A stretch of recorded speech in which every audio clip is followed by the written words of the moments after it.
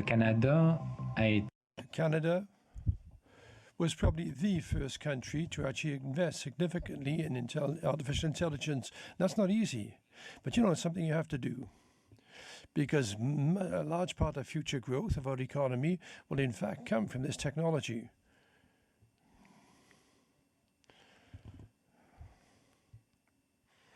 One of the challenges, which are very significant, concerns data collection. But there's an enormous problem there which is not easy to resolve because the federal government doesn't want to do it alone. The sharing of medical data, for example, which also has to respect the principles of privacy, nevertheless can certify those companies and products which can use health products to help the health of the population. An example in the area of health, where solutions are not necessarily technological solutions.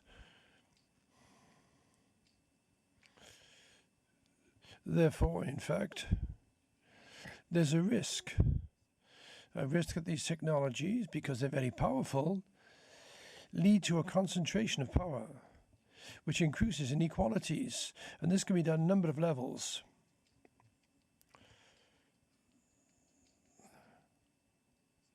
Therefore, it's not something which we can resolve alone, just in our own part of the world. We have to think about what other countries are doing with some of these challenges also. It's not just us, our own benefit. We also have to think about issues like inequality, which become more and more flagrant. And here we have a role to play to make sure there's a transfer of knowledge, to try and establish, to restore certain equality around the world. So therefore, ordinary people have to understand, and they have to understand these issues, which really, and they have to participate in the debate. We can't just leave them, these issues, just in the hands of the government or just in the hands of private companies. I think that Canada has an opportunity really to become not just a scientific leader in artificial intelligence, but also an economic leader, and in my view, a moral leader also.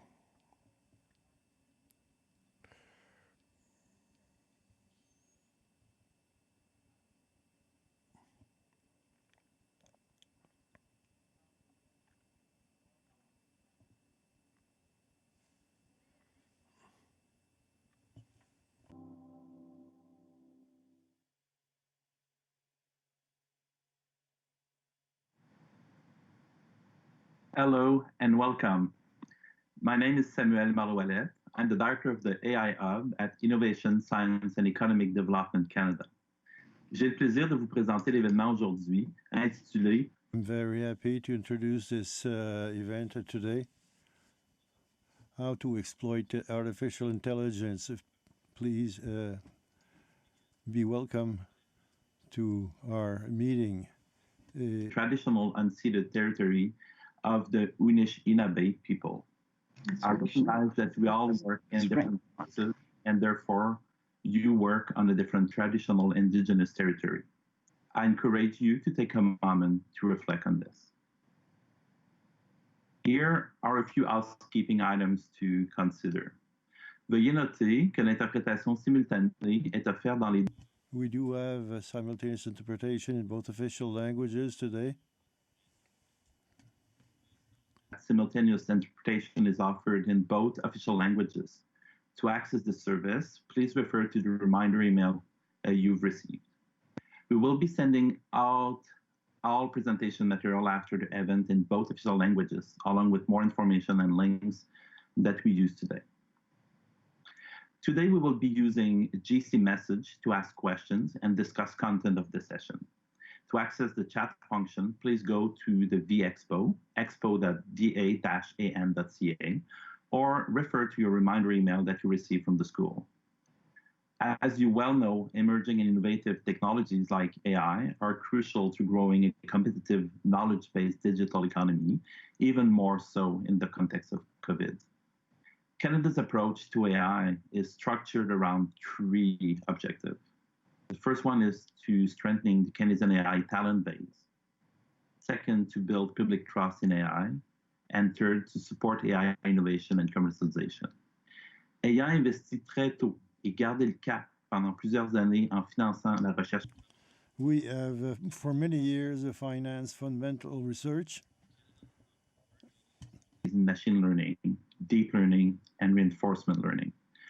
Yet recognizing that success in AI adoption and innovation cannot be achieved through investment alone, the Government of Canada launched an advisory council on AI in 2019, comprised of leading researchers, including academics, business executive, and civil society representative, to advise the federal government on how to strengthen Canada's leadership in AI, while ensuring that advancement of AI reflect Canadian values.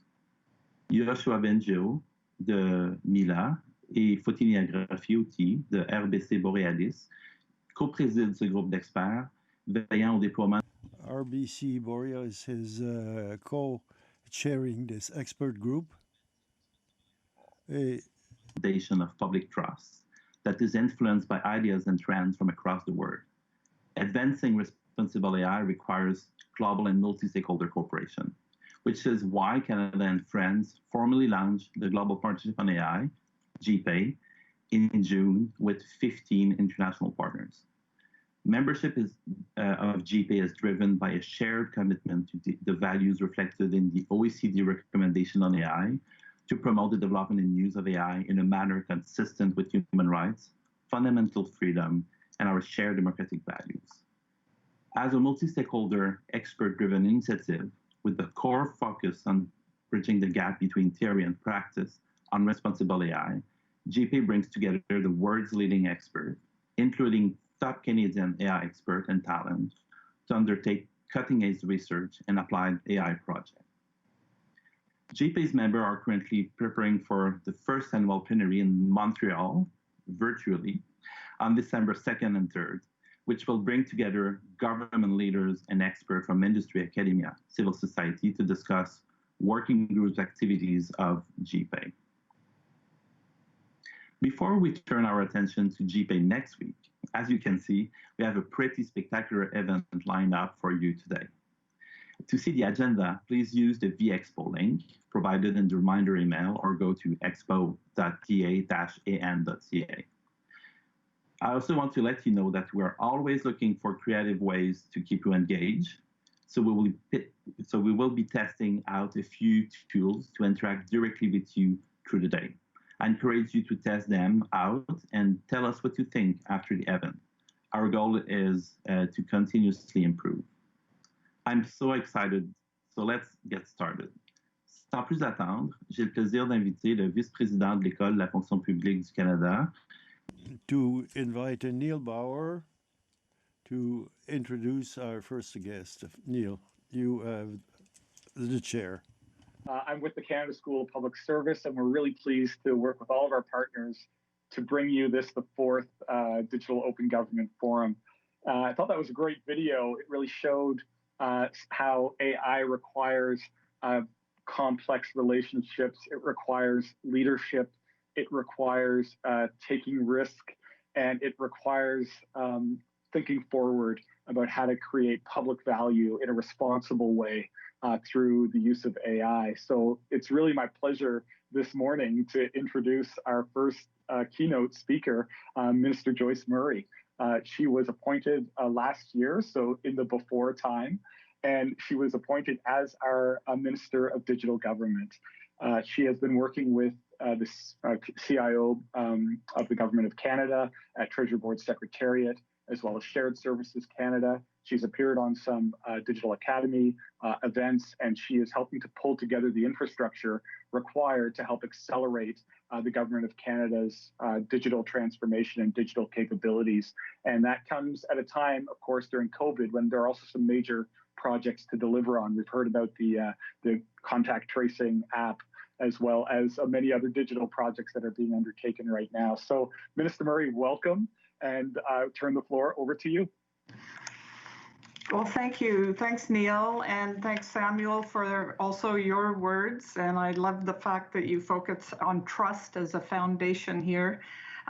What a great program you have today, and so many interesting speakers. So it's really nice to also see that so many public servants from many, many departments are attending this event. And I do want to thank you, Neil and Taiki, and please say hi to Taiki for me, and the Canada School of Public Service for inviting me to speak here today. But before I get into my remarks, I want to acknowledge that I'm joining you here today from the traditional unceded territory of the Musqueam, Squamish, and Tsleil-Waututh peoples. You know, events like this are so important, especially at a time when usual chats and informal opportunities to exchange ideas are limited. And working across departments, learning best practices and solutions to our common challenges, that's exactly how we transform our services and transactions with the Canadian public. I just want to take a moment to acknowledge the people that I work for and with at the Ministry of Digital Government. I lead the teams and the Chief Information Officer branch and Canadian Digital Service in the Treasury Board Secretariat and Shared Services Canada. And we are working together in a very integrated way to serve the public servants who are serving the Canadian public. And it's been a fascinating time, this difficult time of the pandemic. I have just been so impressed with how public servants right across our government have stepped up and amazed us with their hard work and creativity and dedication. So, je sais que bon nombre d'entre vous travaillent à l'atteinte de cet objectif. I know that a good number of you are working towards attainment of that goal every day. I thank you for that. Better. And the pandemic I just mentioned has certainly changed our lives. It's pushed us to accelerate our government's digital transition and the adoption of digital tools. It has been a challenge for everyone. We have to acknowledge that both professionally and personally, we all feel it. But the small silver lining in this cloud has been our accelerated shift to digital. Et rien n'indique qu'un ralentissement soit en vue. Même avant la pandémie, le rythme des nouvelles. Even before the pandemic, we were accelerating the work in digitalizing our work in government. So I think the first reference to AI and pop culture was HAL 9000 from 2001, A Space Odyssey, back in the 60s. And I'm sure everyone back then thought the idea of a computer talking back to us was purely the stuff of science fiction and Stanley Kubrick's imagination. It was only 20 years later when IBM's supercomputer Deep Blue defeated Russian chess champion Garry Kasparov that people really started to take notice and think about the potential of AI in their everyday lives. And now, 20 years after Kasparov's defeat, we're having conversations with our phones and telling them to play our favorite song right into our ear or turn on the kitchen lights. So I'm really glad to be joining you in this conversation today. AI has become infinitely complex, and if we are to leverage it effectively, we need to be able to understand it from all angles and have some fundamental principles that support our use of it. So I understand the general discussions on AI typically center around two schools of thought. Some believe we're on the verge of automating away everything, while others think that we're quite a ways away from truly understanding and trusting algorithms that have to reflect human cognitive and moral decision-making. Il ne fait aucun doute que l'IA offre des possibilités énormes. There is no doubt that we have enormous possibilities here in government. We can be more efficient through, for instance, looking through thousands and thousands of pages of regulation to detect duplication. and and by using modelization, which would help us to make appropriate decisions in times of emergency. We also want to fight against corruption and fiscal fraud, and AI is the tool that is the best appropriate to do this.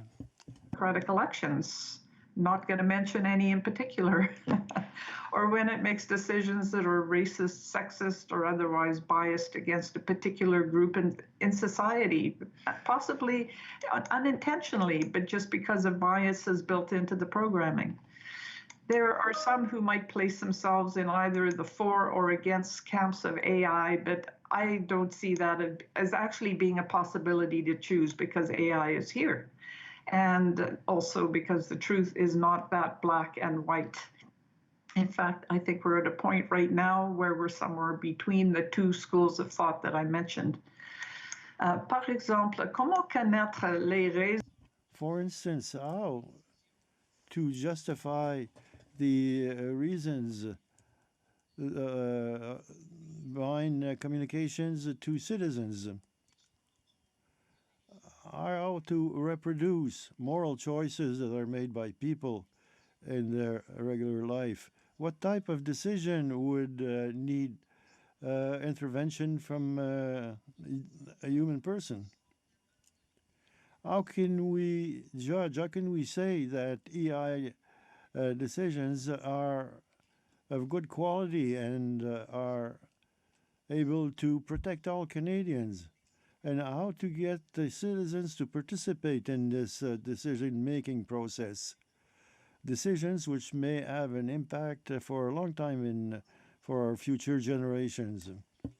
Technology must not come at the expense of protecting Canadians. And that means that as we continue to innovate and harness new technologies, we must ensure that we're doing so in an informed, ethical, and safe way. For example, AI systems often require training using data sets that are reflective of the problem we're trying to solve. If the data is collected and tabulated in a way that carries bias, then that can lead to AI recommendations and decisions that are biased as well, as I mentioned earlier. So it's important that we understand when and where to deploy different types of AI systems, as well as which ethical framework and principles to adopt so decisions don't harm vulnerable groups. And in some circumstances, that will mean questioning whether the technology should be used at all. In either case, it is very exciting to think about the positive impact that AI can have on services to Canadians, and that's what we as a public service are all about. I'm really proud that Canada has taken an international leadership role in this arena. And through partnerships like the Digital Nations, the Open Government Partnership, and the Global Partnership on Artificial Intelligence, Canada has been taking concrete actions to champion and promote responsible use of AI by governments. We've developed our guiding principles for the ethical use of AI within government, and these have been adopted by all Digital Nations members. So we're also leading on the transparent and open use of AI. And this is demonstrated by Treasury Board Secretariat, the Canadian School for Public Service, and ICED's joint commitment to improve transparency of AI used by the public service as reflected in Canada's current National Action Plan on Open Government. Our directive on automated decision-making is yet another great example of just how open government can be a platform for open policy development. And this directive was drafted, consulted, and finalized entirely in the open. That was probably the first process of its kind in the Government of Canada. So congratulations to anyone in the room who worked on that. We've also developed an algorithmic impact assessment tool for departments so that they can better understand and reduce the risks associated with automated decision-making. Now, all of these initiatives confirm that every step of the policy development process can be taken in the open. And for each of you attending this forum who are AI pioneers, congratulations. Stanley Kubrick would be in awe of you. Well, we're clearly not doing this alone. We're ensuring that the most knowledgeable people are advising us on AI. So we've created a pool of pre-qualified AI suppliers. And so do make sure that your departments and agencies draw from this list of industry-leading experts as you develop your planned AI solutions. Also, we are working hand in hand with ISET, and Minister Baines, in fact, has just today, this morning, I was watching him with his speech in the House introducing Bill C-11, which brings changes to PIPEDA legislation. Essentially, it addresses algorithmic transparency and will set requirements for the business community in how they need to be transparent on how they use AI technologies that make predictions, recommendations, and decisions. So we're working on this on both internally, but also in guiding how our economy and Canada is responsible with our use of AI.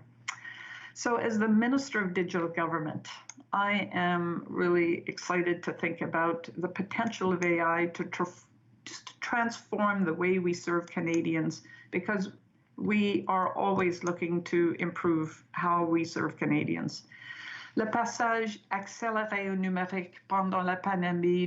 During the pandemic, we had to accelerate our efforts to modify our systems and use artificial intelligence. This is a part of a transition to a digital government, but to attain our goals, we need your help. We need you. It's been to witness the unfolding of the AI field from the days of a chess-playing supercomputer. Citizen trust in their government is paramount. That means they must always be governed and perceived to be governed by people. So thank you, and I hope you each have a wonderful session today. Thank you so much, Minister Murray. It was a pleasure to have you open our event today. Now let's move to our next speaker, Jim Provost, who is the lead data scientist at Lixar. Jim, the floor or screen is yours. Thank you, sir. Thank you, Minister Murray, and it's a pleasure, as always, to be here. My name is Jim Provost. I'm the lead data scientist at Lixar, and I'm going to be spending the next about 21 to 24 minutes talking about AI and machine learning on a conceptual level. My goal in this presentation is to help you understand at a high level what machine learning is, what AI is, and how it could apply to problems in your organization.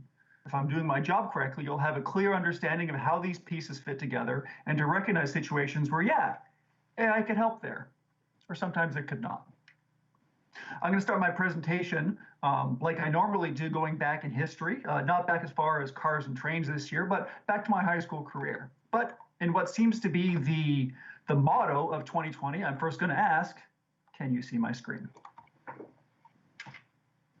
Although born in Montreal, I was raised in Toronto, and I went to high school, wow, quite a long time ago. It was at the Woodland School in Mississauga, Ontario, and I really need to find much better photographs for my presentations because these are embarrassing as we move over time. But at the Woodland School, one of the best teachers I ever had, his name was Dr. Neil Reed. And what I loved about his class was that every week we had an assignment, and although the assignment would ostensibly take 5 days to do, you could actually work pretty hard and get it done in 2 or 3. And that gave you 2 or 3 days to play, to learn, to explore for learning's sake. And that was some of the best time of my academic career because it actually let you understand things and play and push boundaries. What I'm going to show you right now is something that he taught us that has stuck with me because I find it terribly interesting. A guy named Sierpinski figured this out in the 1970s. So I want you to take any regular polygon you want. In this case, I've chosen a triangle. And then just, metaphorically throw a dart and pick a random dot anywhere within that shape. although I'm not sure if you see my camera, I have a die in front of me from the Planet Hollywood Casino in beautiful Las Vegas, Nevada, and I'm going to give it a roll. And if I roll a 1 or a 2, I'm going to draw a line to the top. Roll a 3 or a 4, draw a line to the bottom left. If I roll a 5 or a 6, bottom right. So I actually rolled a 5, see it right there, which means I'm going to draw a line from that dot to the bottom right corner. I'm now going to create a new dot halfway on the midpoint of that line and repeat. And if I repeat rolling this die 100 times, the pattern you start to see is this. If I roll that die 1,000 times, what you see is this. And if I roll that die 30,000 times, what you see is this. Because in the 1970s, Sierpinski found that there is patterns that are just not obvious to humans that can be found through chaos in the roll of a die. Now, in the engineering world, we call this a signal-to-noise problem, and it's something you probably experience every day.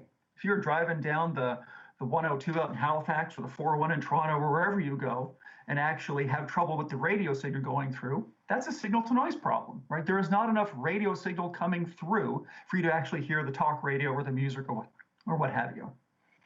For those old enough in this presentation to remember black and white TVs, this was a literal problem we had, right? Too much white noise coming through such that it's difficult to actually watch the television program on the station you're watching. If you get one thing out of this presentation today, it's this. All of machine learning, almost all of AI can be boiled down to this one statement. If you have a lot of historical data and some kind of known right answer, you can teach a model, you can teach an AI to find those patterns in ways that humans are just not possible. Machines can learn to find those patterns. I choose my words carefully. I don't actually teach an AI to find that kind of signal underneath. They learn by themselves. And they do that because these statistical algorithms that date back dozens or even sometimes 50, 60 years can find those patterns that are just not obvious to humans. Now, how good are they doing? As Minister Murray alluded to, finding these patterns is going remarkably well. Just a couple years ago, Microsoft released a language translation system. So picture those people at the back of the House of Commons of the United Nations talking really quietly and translating on the fly. The circle you're looking for is right there in the corner, about 5.9% error. That is as good as humans at doing real-time language translation, 24/7 at scale, for pennies on the dollar. Just so you think I'm not throwing a red herring your way, let's talk about image classification. The challenge of actually looking at a photo and identifying all the little bits and pieces in it is surprisingly difficult. Humans will get it right about 93 times out of 100. Back in 2005, I think it was Microsoft who released ResNet. What you're looking for is that bottom right corner, a 3.5% error rate. Machines are twice as good at humans at identifying items and objects and pictures. Heck, I think it was just last year that Google's voice generating AI is now indistinguishable from humans within a peer-reviewed paper. When your phone is giving you directions in the car, it's difficult to tell whether that's a human voice or not. Now, all of these are examples of lots of data and a known right answer. It doesn't matter whether that data is historical sales data or grants and contributions data, or in that previous example from Google, actual words, right? Here's what the frequency of words is, and here's my answer for what the word it means. Find those patterns. Teach me to understand the differences. That's what they do. Now, conceptually, what we're talking about here is not difficult at all, right? To go back to grade 12 or lower university statistics, the idea of correlation is important. Everyone know about correlation? Let's talk about it very quickly. What you see in front of you is a totally made up graph of, I don't know, let's call it ice cream sales, right? So on that vertical axis, the y-axis, we have dollar signs, so the amount of ice cream I've sold in a day. On the horizontal axis, the bottom one there, we have the temperature outside. So each of those dots represents a point whereby I knew the temperature outside and I know how much ice cream I sold. This chart really shows me a clear pattern, right? It is easy for me to see that there's a correlation between the temperature outside and how much ice cream I expect to sell, within some kind of error, within some kind of randomness. But this concept, this idea of correlation, allows me to use this idea to push things further, to better understand what my next week is going to be. If I can get a forecast for the temperature, I can start to do things like understand how much supply and inventory I should have, how much staff I should have on hand. All those types of concepts, all those types of questions based on what your right answer to your right question is. Now I'm going to do something really subtle and really subtle is the best word. I'm going to change the axes around. So now that temperature is on the vertical axis and money's on the horizontal. Mathematically, this chart says the exact same thing, but in the real world, there's an implication here that's slightly different. What this chart tells me is that if I want the temperature to change outside, I need to sell more ice cream. Now, of course, we know that doesn't make sense, right? I'm looking at my window right now and I see snow on the ground. I can't control that. If I want to go up to my friend's cottage this weekend, come on, let's sell a lot of ice cream. It's not feasible. It's not realistic. But AI doesn't know that. AI finds signal in the data. It finds patterns in the data that people cannot see. It is up to humans, it is up to the domain experts to recognize that in this case, we can't control the weather.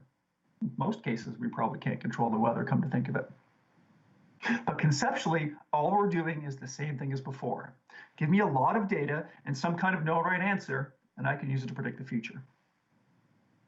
All right, so what does a math nerd like me do on the weekend for fun? I was intrigued a couple of years ago as to whether or not I could predict the score of an NHL hockey game without watching it at all.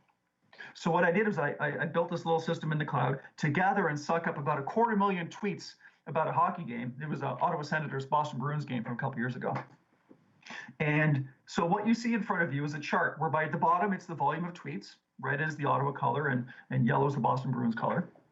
And my vertical axis now is something called sentiment. Sentiment is a score between 0 and 1, where 1 is, oh my God, it's the highest, the best thing ever, where 0 is actually low and very low sentiment and frustration. And a couple patterns show themselves off right away. Pardon me. Number one, Boston fans just seem to have a higher sentiment on average than Ottawa fans. Ottawa fans are often a surly group. I'm not surprised by this. And also, there's about a difference of, I think it's about 20% between the Boston and Ottawa groups in terms of their overall sentiment. That actually, if I recall correctly, lined up with the spread and the bet in Vegas. Time goes on, things continue. And I think you can see right near the end on the right-hand side, it was about minute 68 or 69 or so. All of a sudden, Ottawa's sentiment jumps 35%. Boston sentiment drops 25, 28%. Overtime goal. Ottawa wins. I don't have to watch the game to understand what happened. There is fundamental signal in every data set that you've ever encountered at work, at home, in government, in your job, in an election. All of those signals go through and can be bubbled up. My job as a data scientist is to increase the signal and try to decrease the noise to allow the machines to learn to find those patterns using statistics. I've said this word a couple times so far. I'm going to try and formally define it. I've said the word model a few times. Now, model conceptually is a really simple thing, right? Give me an example of data and I'll spit out an answer for you. I can make a model to predict the temperature outside today. Hey, Jim, what's the temperature? It's 4. Doesn't matter what you tell me about outside, temperature's 4. Yeah, but Jim, there's people out in bathing suits. They're swimming. I don't care. 4. Yeah, but Jim, it's snowing out. And if I remember right, can't snow unless the temperature is negative. Don't care, it's 4. Now, to be clear, this would be a terrible model, right? To always predict that the temperature outside is 4 is not going to work well at all. But foundationally, give me an example of data I'm looking for, and I'll spit out a guess. So let's say I have a theory about people at Lixar. I don't know if you can see me, but I'm going to finger quote this. Let's say people are, finger quote, more sick when the temperature isn't really nice outside. If I had a lot of historical data about what month of the year it was and what the temperature was, and I knew from historical how many sick days that generally happened, I could build a model. And from that model, I could get a general understanding, excuse me, a general understanding of how many absent sick days I expect in any given month. I can then use that to understand how many things I need to backfill. What's my risk? What projects might require more focus or more attention at a given time? It's all about bubbling up that signal within a given data set. Not just data sets, though. I would argue that this is the challenge for most of life. Most people believe it was Mark Twain who said, I have made this letter longer than usual because I've not yet had time to make it shorter. Writing and editing is a signal to noise problem. How do I get as much signal through to you in this presentation or this letter to make sure that there's no ambiguity? Film directing is a signal to noise problem. How do I understand to get an emotion and a story across to you in as clear and concise a way as possible? Heck, presenting is a signal to noise problem. I'm sitting here in my room in Ottawa trying to get across an idea to you in a clear and concise way when there's noise about dogs in the background, people on the East Coast are kind of eyeballing for lunch. All those things are going against me trying to get an idea across to you. Turns out it wasn't Mark Twain who said this. It was 17th century mathematician Blaise Pascal. He lived back in the days when you could create a whole bunch of laws and theories and mathematical things named after you. It's a little more difficult these days. Anyway, one of the things that Pascal did I found fascinating was called Pascal's triangle or Pascal's pyramid. You've probably seen it before, right? So start with a 1 at the top, and then each of the cells on the outside is a 1, and then every cell on the inside is the sum of the 2 above it. 1 plus 1 is 2, 2 plus 1 is 3, 3 plus 1 is 4, and so on, and so on, and so on, and so on. This pyramid has a whole bunch of really fascinating and interesting properties about it, but here's one that I'm going to talk about today. I'm going to take all the odd numbered cells on the screen in front of you, and I'm going to color them in blue. And I'm going to take all the even numbered cells and keep them white. And then what you see is this.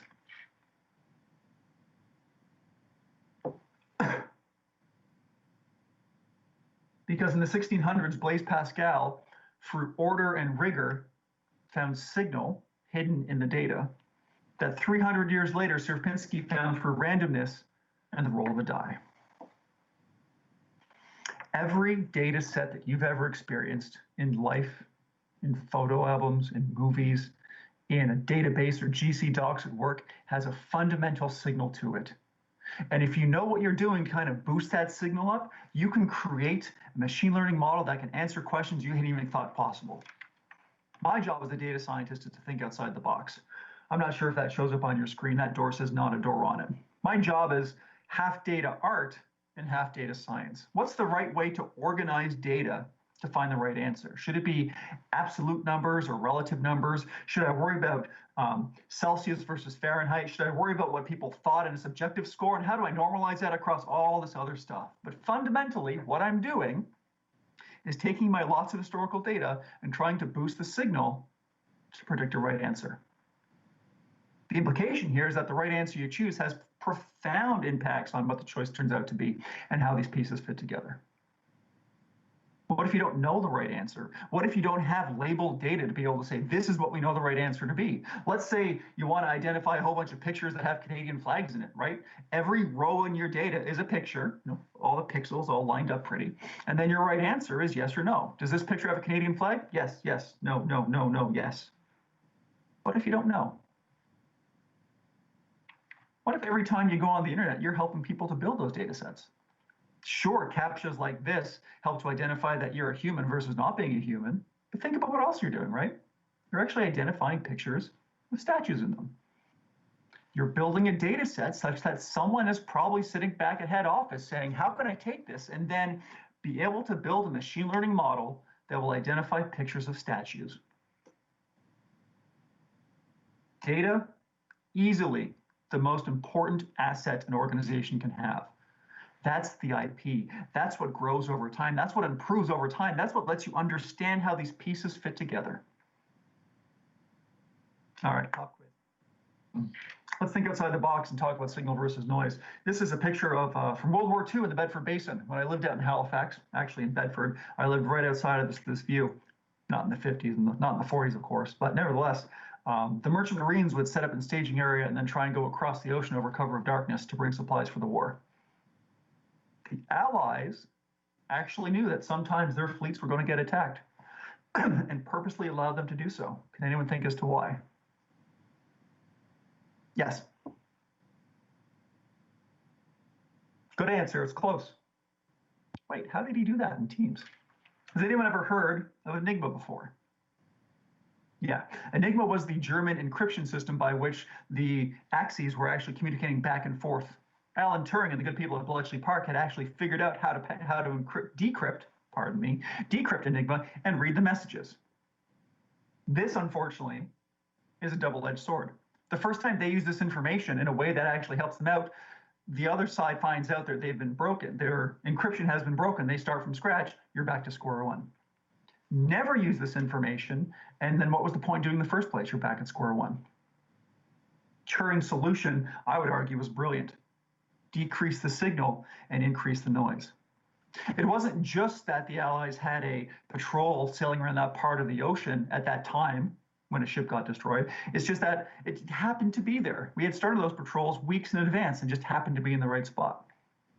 It wasn't that no Allied ship or plane ever got destroyed, but when they did, sometimes there was no one on it at all, and they were prepared for it. Decrease the signal, increase the noise, make it harder to find that pattern. Alan Turing, it was told, saved hundreds of thousands of lives, millions of dollars, and I think it was about 2 years off the time of the war. After the war was over, the British Parliament condemned him for the illegal act of homosexuality, and he was charged with that and chemically castrated. A couple years later, he took his life by eating a poisoned apple. And the story, the rumor is that the Apple logo itself is a testament and an honor to Turing and that poison device. The great Sir Stephen Fry had the chance to ask Steve Jobs this question, and if it was true or not, and Steve Jobs said, "That is not true, but for I wish that it was." We need to do a better job of honoring our heroes.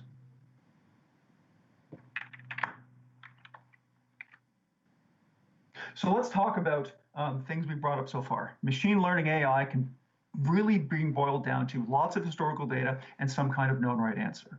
Our job in data science is to try and boost up that signal and decrease that noise. There's been 3 things that have very much happened in the past, let's say 5-10 years, that has really brought AI to the forefront. Number 1, the centralization of data, often in the cloud. Number 2, the ability to have massive processing power on that centralization of data, again, often in the cloud. And then number 3, algorithms that are novel, like Dr. Bengio was talking about earlier on, and then what he does in Montreal and McGill, that really take a novel approach to processing that data to increase the signal and find that pattern. Big implication here, right? The centralization of data is huge. A known right answer is great, but if your historical data is of low quality, not diverse enough, or does not really representative, you're in for a problem. So let's say, for example, you work over at, let's say Parks Canada, and your job is to predict how many people you expect at a park at any given time. Well, if you have a lot of historical data about things like what day of the week it was, the given forecast at a given time, note my choice of words. I'm not actually using my historical data of the actual temperature at that time. I'm choosing the forecast of what people believed it to be. If I'm going to go out to a provincial or a national park, I'm not going to buy my ticket based on what the temperature was that day.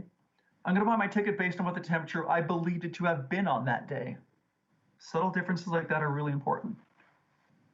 Okay, so if I have a lot of historical data about what day of the week it was and the temperature and how many visitors we had on that given day, I can build a model. And that model would tell me with some level of prediction whether or not how many people I expect on that given day. Let's say I worked over at a Tunney's Pasture here in Ottawa, and I was worried about churn. I was worried about a lot of my senior staff leaving, as is often the concern. If I had historical data about, let's say, for example, the age of my employees and staff, some kind of subjective score as to how they see life or happiness or whatever data I think is important there, and a right answer as to whether they quit in the next 12 months or so, I can build a model, right? And that model will tell me what percentage odds of people at risk of quitting. Where should I focus my attention? AI, machine learning, is not going to replace jobs. It's going to replace tasks to allow us to focus on higher value activities. It'll tell us where to focus our time and focus our efforts. Let's say I work at an airport, like here in Ottawa at YOW, and I'm in charge of resource scheduling to know how many staff need at any given time. If I have historical data about how many planes I expected, these numbers are a little high now in a post-COVID world, but nevertheless, how many planes came in and their PLF, so passenger load factor, so like how full the plane is at any given time. And if I have historical data about how many staff I needed at any given time, I can build a model, right? And that model will tell me with some degree of confidence or error how many people I would expect to need at any given time. Now, those models aren't really good, right? I would need significantly more data to actually make these things work out. But conceptually, what we're talking about is fundamentally the same. If I have a lot of historical data and some kind of known right answer, I can build a machine learning and AI model to help me predict that answer given the circumstances at any given time. Whether that historical data is numbers or words, pictures, video, audio, fundamentally it's the same. One row for every event, what that right answer was, and use it to predict. You're all now AI experts. 5 more minutes, I want to talk about something. I know that Minister Murray alluded to this, and you're going to spend a lot today talking about the idea of ethics, right? Ethics and morality is playing a huge part of what we in AI have to worry about. And I'm honored to be part of both the CIO Standards Council, where we're working on building ethical AI systems and protocols. And also I volunteer with the AI Center for Humanity out of New York City, a nonprofit working on auditing. I'll talk about them in a second. But let's talk about ethics and bias, right? Because I remember a couple of years ago, I was in one of those big buildings in downtown Ottawa, you know, the big rectangle room with a microphone that turns green when you press the button. And the chair put up his hand and said, if you guys were to build AI, could you ensure it was ethical? I mean, yeah, sure we could, right? Of course. But cynical Jim, as I'm not to do, put my hand up and I said, sure, but what do you mean by ethical? Right? It's one of those terms that in the generic, really easy to understand. Of course we want to be ethical. Of course we don't do bias. But how do you define that? How do you explain that? What does that mean? Fundamentally, what you're looking for is not having discrimination because, well, you know, discrimination's bad, right? We don't want to be discriminated against. It's terrible. I want to take a step back. I want to define these terms because if we want to actually move forward with ensuring ethical AI, if we want to move forward, these terms need to be defined. Discrimination is a tricky one, right? Discrimination on a fundamental, if I'm going to get the dictionary out of the room kind of example, it's categorizing people into different groups based on their properties. Hold on, Jim. That sounds like insurance. Absolutely it does, right? Insurance is the idea of bringing people together and they pay according to their level of risk. That's insurance, right? So when I was a 16-year-old male in Ontario, I had to pay more. That's my cousin, Brett. I never actually told him I was going to use this presentation. Hi, Brett. I hope you're well. When I was a 16-year-old male in Ontario, I had to pay more for my insurance than a 30-year-old female. Because young men, when they drive, are a higher risk. When I wanted to drive that station wagon, that wood-paneled Oldsmobile behind me there, it cost me more because in general, my demographic group was a risk. And from a discriminatory perspective, from the idea of separating people into class and risks, that's how insurance is supposed to work.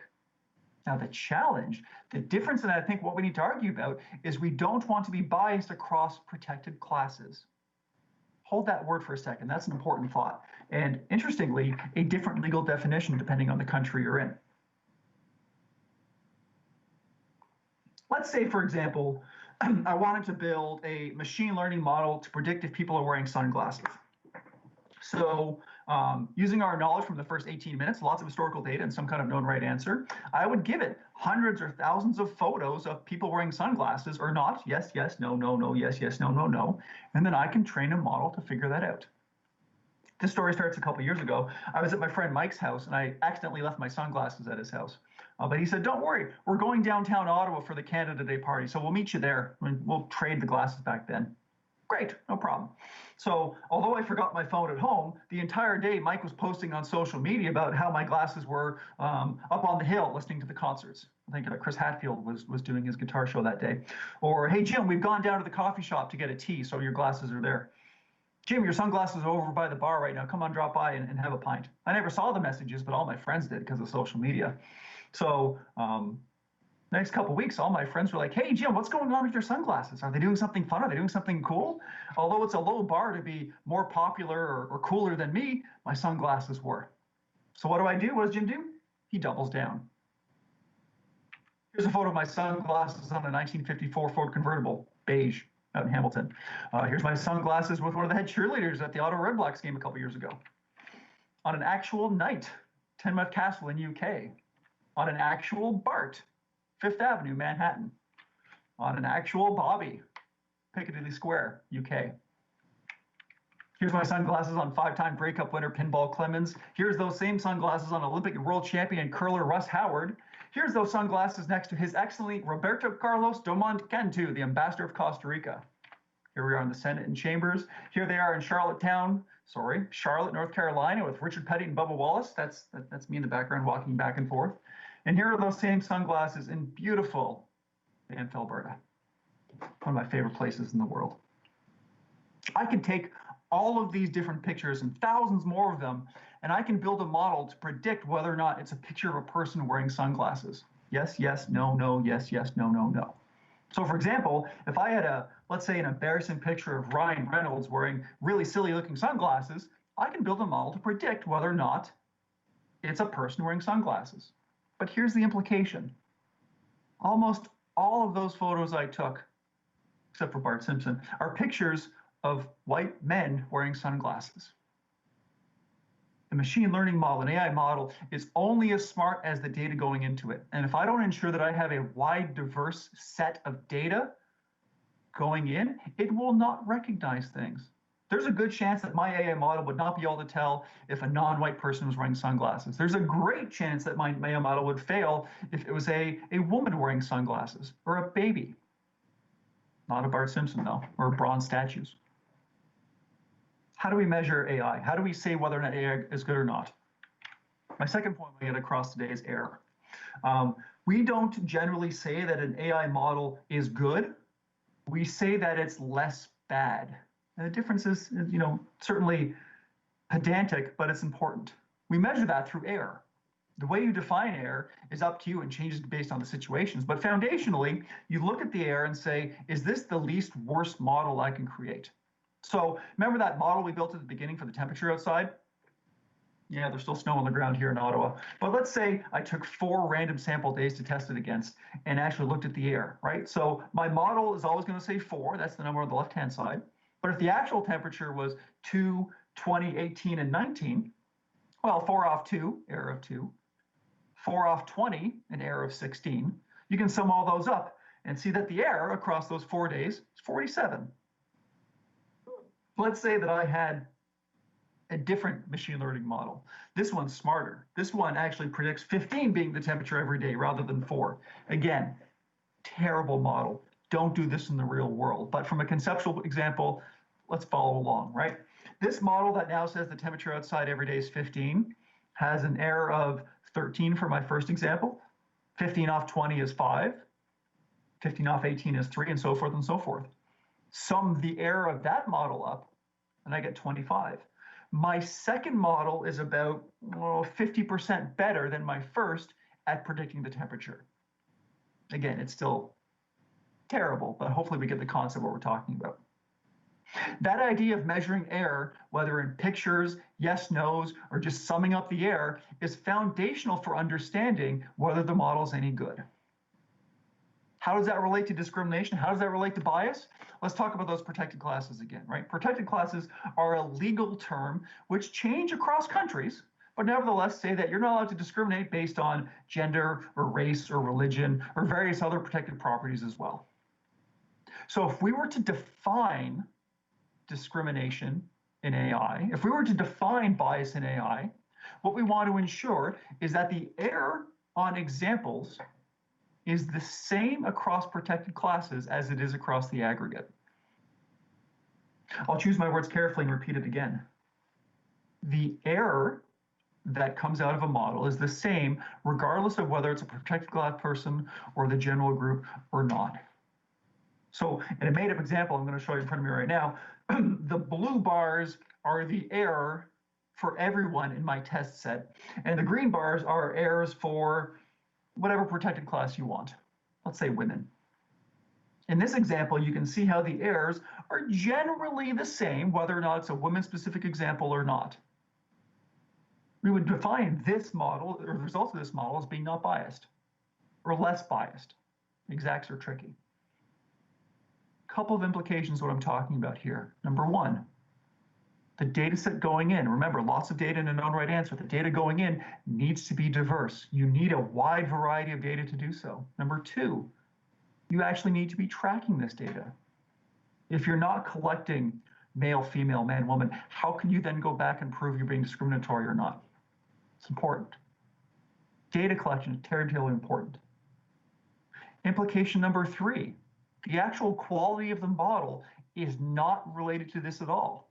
right? You can have the best model in the world and it be discriminatory. You could have the worst model in the world and it be not discriminatory at all. What matters, what's important, is that if the model is great, it's great for protected classes as much as for other people. What matters is that if the model is terrible, it is equally terrible for protected classes versus not. I'll say it again. Whether or not your model, your AI, is any good is actually irrelevant. What matters is the data. What matters is the quality. What matters is the error. I mentioned this before, I'll say it again. I'm volunteering with a group called the AI Center for Humanity out in New York City, and what we're doing is working on building auditable, provable transactions to say whether or not AI is working correctly, whether data collection is done according to standards. I think a lot of the things we talked about today boil down to lots of data and a known right answer, but fundamentally what's important is the data that goes in. Is it secure? Is it collected correctly? Is it diverse? Is it representative of the people that we're trying to serve with our models? There's a lot of good questions there, and we're only starting to understand the answers. My name is Jim Provo. I sincerely thank you for these 31 minutes today, and I wish you a great day. Merci, Jim. Votre présentation m'a vraiment...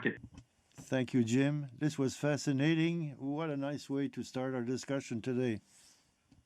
We just have a few technical pieces to switch over, or if you prefer a stage switch to do. Please don't close this feed as we make those switch. If you already have your coffee, please take a second to go look at the V-Expo, where you can check out the full agenda for the day or click on some of the kiosks. You can also check out some of the great offerings the school has to offer on the screen. We'll be back in a second with a great panel discussion.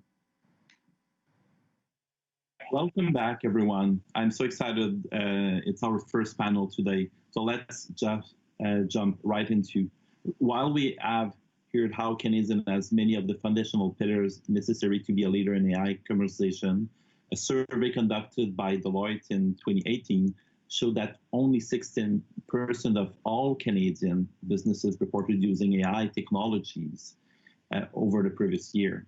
Canadian businesses, particularly senior level executives, are often unaware of the full scope of the benefits of applying digital tools like AI into their operation. C'est ce qui nous a convaincus de l'importance d'engager un dialogue avec le public et de... This is what has convinced us to enter into a dialogue on AI and commercialization. Adoption and conversation of AI will be an uphill battle. I'm really looking forward to hear about our panelists today on this and other topics. Welcome, Sandy, Jessie, Sarah, Benoit, and Valentine. Sandy Kiratkaros is the Chief Data Officer at the Canada Border Service Agency. She is responsible for data analytics, information sharing, and access to information and privacy. Sandy joined CDO from Employment and Social Development Canada, where in July 2016, she was appointed as the first Chief Data Officer in the Government of Canada. Now, let me hand the floor over to you, Sandy, for a good discussion. Thank you so much, Samuel, and thank you for that introduction, and thank you to the school for having us for this first panel.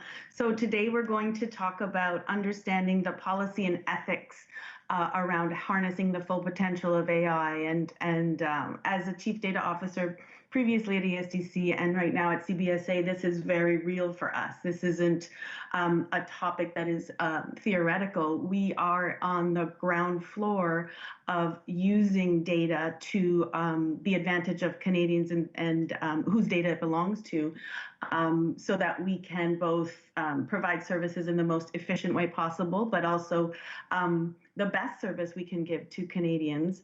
And we have to do that in a way that is as ethical as possible, and making sure that we provide that leadership, which sometimes can be maybe lacking in other sectors, around doing it with humans at the center. So for us, it's a real practical imperative as we are in the business of managing data, of governing it, of creating an organization that is very data literate, but then also building models in machine learning to improve our services. So I'm really excited to share with you this panel today. I will introduce each of our panelists and ask them to share a little bit about their background and what they do. And maybe if they could give us the little one-liner or the elevator speech around what they think it looks like to be really maximizing the full potential of AI. So I'll start with Jesse Hirsch. Jesse is a futurist, a researcher, an internet strategist, a very cool job, and Canada School of Public Service Digital Fellow. Jesse, over to you.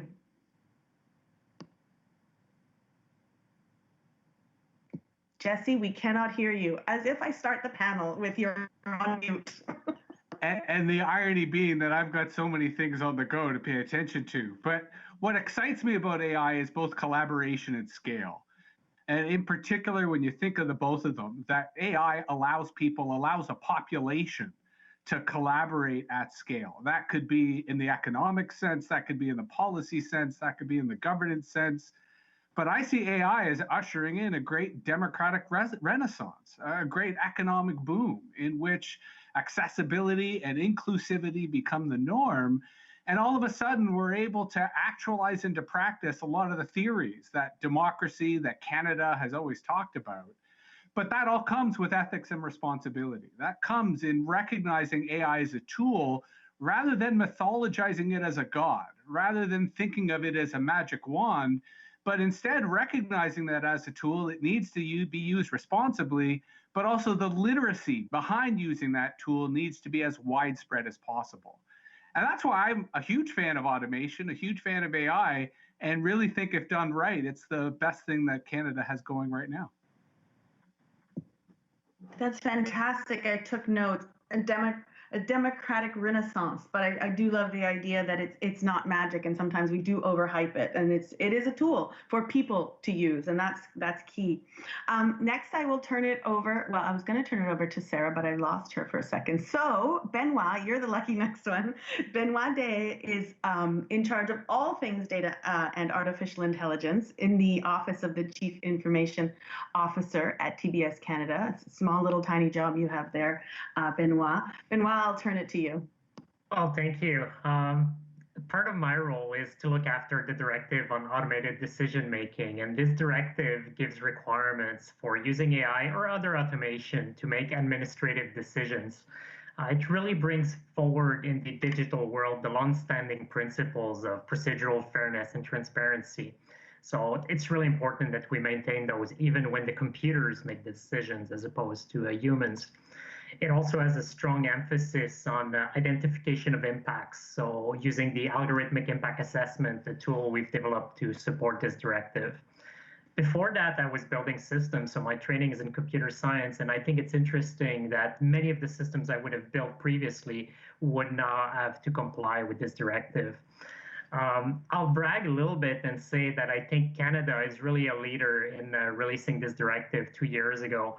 But it's now, as of April, a mandatory tool. So I really want to give kudos to the team that designed it and went through the releasing of it. A lot of jurisdictions are now trained to catch up to us, and we always enjoy having discussions with them to see the different ways in which we can tackle these issues. I'm very happy to be here. I look forward to hearing from the others on the panel on ways we can leverage AI and address these issues. And to answer your question, what does it look like when we maximize the power of AI? It's a tough one, so I'll cheat a little bit, and as opposed to giving a nice easy sentence, I'll just list some attributes that I would like to see in the context of administrative automated decision making. And I would say the potential of AI is maximized when decisions, where it makes sense, are data driven, efficient, fair, accurate, reasonable, and fully explained. That would be the end goal for us. Thank you. That's great. I couldn't write those down fast enough, but I think it is great. You should brag about Canada and the fact that we're doing all this work on transparency. I would say that several years back, I was at a conference international conference full of CDOs, and I put some people on the spot around how to do that, and they hummed and hawed a little bit. So I think kudos to you guys for leading the charge on that. Next, I'll turn it to Sarah Shoker. She's a postdoctoral fellow and founder of Glassbox Inc. Thank you so much for being here, Sarah. I'll turn it to you. Thank you so much. So the problem with coming in third is that Benoit and Jesse already said so many excellent points that I completely agree with. So maybe I'll come in I'll answer this question from the perspective of a researcher and also a founder. But what I would be actually really interested in seeing is greater awareness of AI's political and social implications. When we use AI, what we're actually doing is we're allocating resources, we're allocating opportunities. Sometimes when it's not used properly, that means we are unfairly, unjustly withdrawing opportunities from groups and populations that are already that have already been marginalized or are politically marginalized. So if we think about the definition of politics, and my background is in political science, I come at the question of AI a little bit sideways. And we think of it, often politics is defined crudely as who gets what, when, and how. Well, you start seeing a lot of the overlap between political implications and also the way AI is used. So what excites me about AI is it's fundamentally interdisciplinary in nature, and it requires an interdisciplinary lens. So when we are talking about social impact, and I'm very excited to see that we are introducing algorithmic impact assessments into government services. What I would really like to see more generally accepted is the social and political ramifications of AI. And I've been in situations where people will still throw their hands up and say, don't ask me, I'm an engineer. I'm just a data scientist. So I think we have to accept our role as political actors within the technical pipeline. And when it's best used, I think AI or algorithmic decision-making or data-driven decision-making, however you would like to call it, has the potential to reduce discrimination by forcing decisions onto an empirical foundation and by formally structuring decision-making. I think when used properly, that's one of the best things that AI can give us all. Couldn't agree with you more. It's interesting, and being part of a chief data office, you find people taking a side or a position. You get the engineering side or a particular side saying, but we got to do this and we have to use this technology, or you get the other protection side saying, no, don't, no, be careful. And really, we don't have the luxury of taking a side. We really have to push forward with both things at the same time. And we often use the example of people or the finances, where you have to have good stewardship, you have to take care, but you also have to provide the service and do the work. So it's a great segue into introducing now our last but not least, sorry, I've lost my place here fundamentally. That's fantastic. Thank you, technology. Anyways, Valentine Godard, she is the founder and director general of AI Alliance, and she is a lawyer and here to probably share a few slides, but tell us as well what her thoughts are. Hi, well, I wanted to say hi first before I start sharing my screen. The reason I prepared a couple slides is AI Impact Alliance is a young, old nonprofit in the AI ethics sector. It's 3 years old. It was founded to facilitate an ethical and responsible development of AI, which is a very broad statement. So I'm going to start sharing my screen and explain a little bit more about what we do. Can someone just confirm that you see everything properly? Great, from start, is that good? I get a thumbs up, wonderful. Donc, je vais le présenter en français, en anglais. Let me start in English. I'll keep the translators busy. All Impact Alliance is an independent non-profit organization that brings together international partners to facilitate development and governance with synthetic strategies and solutions and as some of my partners might say, our goal is extremely important. We want to put in place a bottom-up design, work with civil society, with artists, with the greatest number of people possible to reach the greatest number of people possible, with those who have an understanding of consequences at all levels of the implementation of initiatives using AI. We do a lot of outreach to make sure that many organizations, many community organizations and social service organizations participate with us. Last year, we worked a lot with artists everywhere in Canada to better understand their hopes, their fears, and the strategies in order to go forward with implementation of AI systems. Voilà. To introduce AI Impact Alliance because it's a young, oldish organization in the field. So that I hope gives an overall view of the work we do, and we can get deeper into discussion soon. Thank you, Valentine. We do know that one of the best defenses we have for ethical use of AI is to have all the diversity and the different perspectives involved. So that's fantastic. I will be looking into that a bit more. Sarah, since you had to go third before, how about I call on you first so you can have all the good comments to start. Maybe we can go into the first round of questions, which is just getting more of an understanding of AI. And given all of your experience and hopefully experience with a lot of examples around how AI is really well used, can you give us some insight into that and maybe some of the misconceptions around AI as you tell us about those experiences? That'd be great. Yes, there are a number of misconceptions that I run into on a weekly, if not daily basis, and I think some of them have been actually touched on. And first off, there's this trope, right? AI is magic. I think you mentioned a little earlier. AI is fundamentally a data-driven technology. So if you worked with data, there's a good chance that if you were to be introduced to AI, it wouldn't be all that mystifying to you. And actually, some of the issues, some of the challenges that we run into with AI today, I'm speaking now about algorithmic bias, algorithmic discrimination, actually has a very long history, but it went under different names, right? So actuarial discrimination, statistical discrimination, sometimes called rational discrimination. If you ever worked for a labor board, if you ever worked for an insurance company, these labels are probably not particularly surprising for you. So I would actually maybe push back against the idea that AI is just absolutely brand new and we've never encountered anything like this. Of course, certainly in the 1980s, there was an AI renaissance.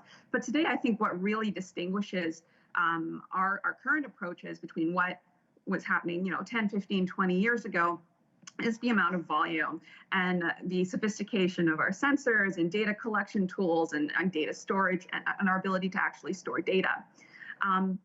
In terms of when we can use AI for good, there's an entire movement now.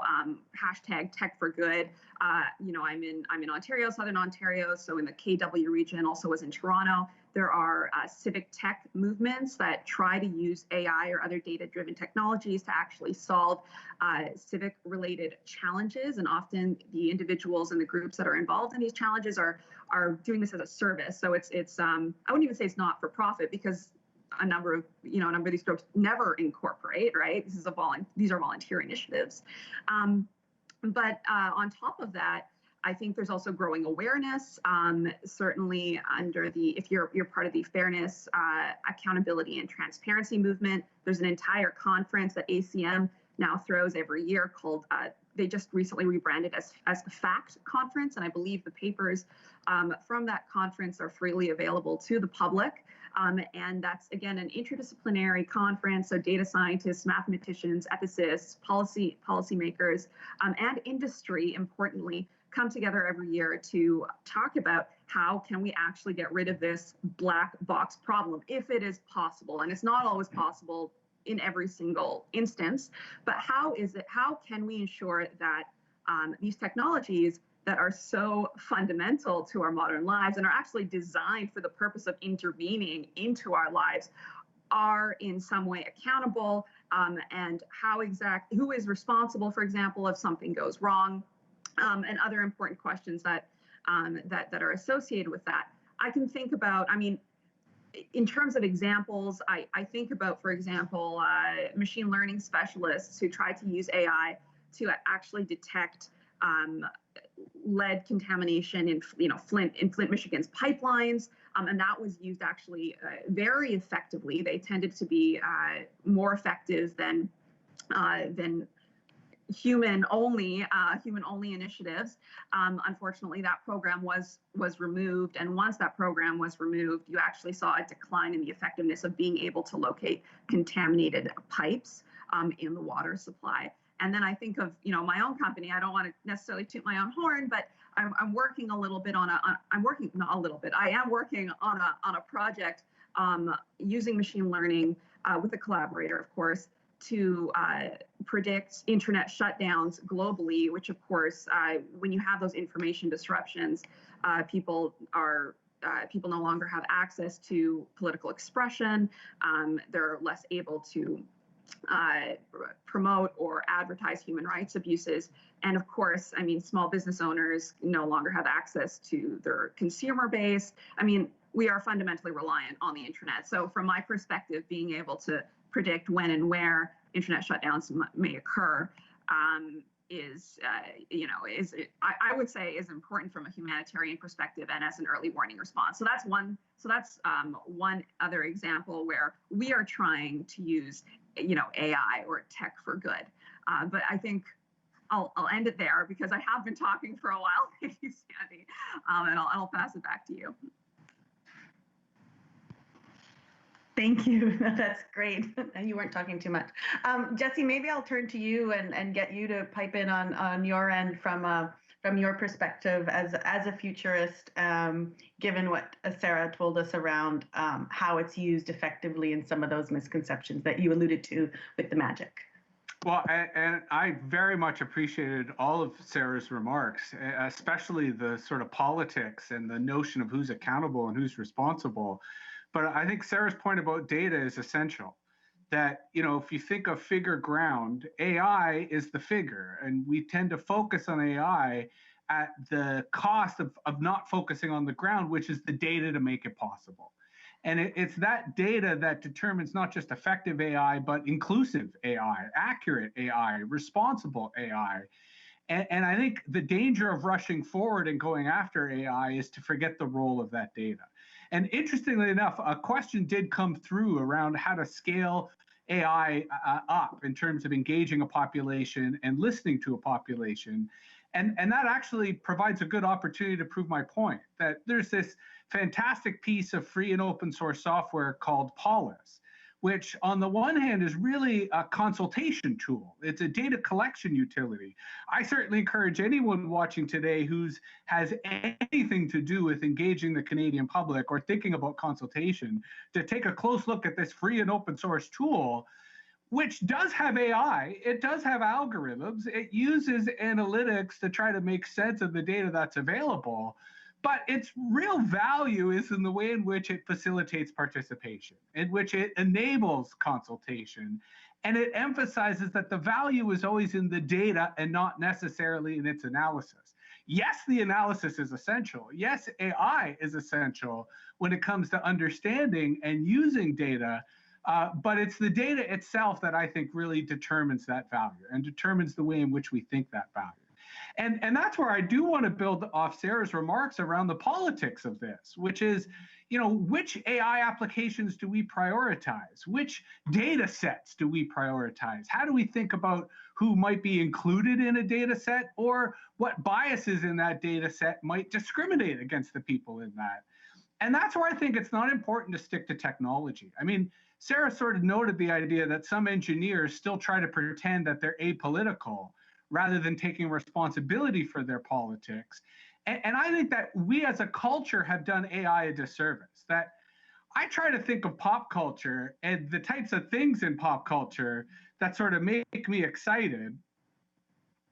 And Max Headroom was one of the first influences for me. That, we tend to think of AI as Terminator or Matrix or, all these scary visions of AI. But Max Headroom was one of the original cyberpunk visions of AI, and it emphasized the political. It emphasized not just the potential of AI, but the dangers, the dystopian side of AI.